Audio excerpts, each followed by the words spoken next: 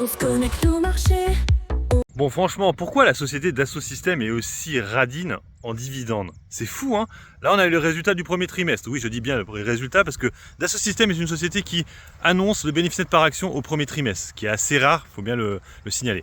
Et du coup, là, ça a été annoncé que, grosso modo, les marges allaient encore être revues à la baisse. Donc, c'est un espèce de profit warning. C'est pas la première fois qu'ils en font Dassault Systèmes. Le problème, c'est une société qui a un PER qui est assez élevé. Alors, les marges restent quand même assez bonnes, hein, très bonnes même plutôt.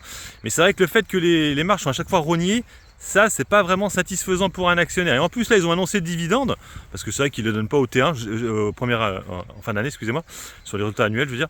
Et bon, du coup, ils le donnent au premier trimestre, donc, voilà. Et 26 centimes.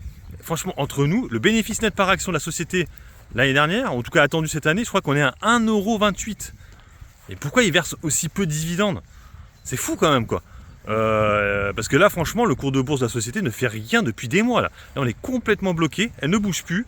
Et c'est ça le problème, c'est que là, en fait, c'est une valeur de trader, c'est-à-dire qu'elle fait des allers-retours entre 30 € pardon, et 40 €, et à chaque fois, ça déçoit, ça redescend au SIFTO, et ça remonte, et ça redescend. Et donc, du coup, et en fait, la société en plus ne verse même pas un gros dividende, donc en fait, ça sert à rien. T'as un dividende qui est inférieur à 26 centimes, plus de 30 €, ça fait que tu es inférieur à 1%.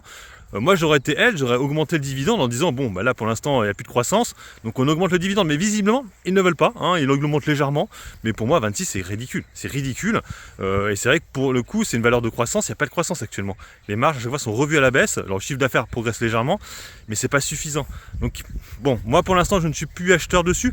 Là, en fait, il faut savoir aussi que je manque un peu d'argent, donc je ne vais pas non plus m'amuser à acheter ça, même si je trouve qu'on est plutôt bas actuellement. Donc, là, on est plutôt bas de range, hein.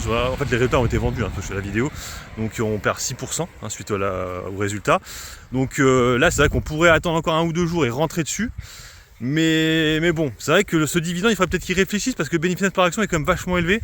Hein, 1,27 € quasiment, et verser que 26 centimes, c'est abusé. Il reste 1 € par action que tu redistribues pas. Alors ils font des rachats d'actions bien sûr, mais bon, visiblement ça ne suffit pas vu que le cours de bourse ne fait absolument rien.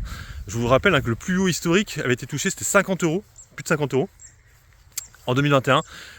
C'est un peu comme Téléperformance et tout. Ces sociétés qui ont été boostées grâce au Covid et maintenant ne font absolument plus rien parce que elle est absolument plus recherchée maintenant, Dassault Systèmes. Bref, je sais pas ce que vous en pensez, je sais pas si vous êtes actionnaire. Sur ce, moi je vous laisse. Bon investissement, bon trade, ciao ciao.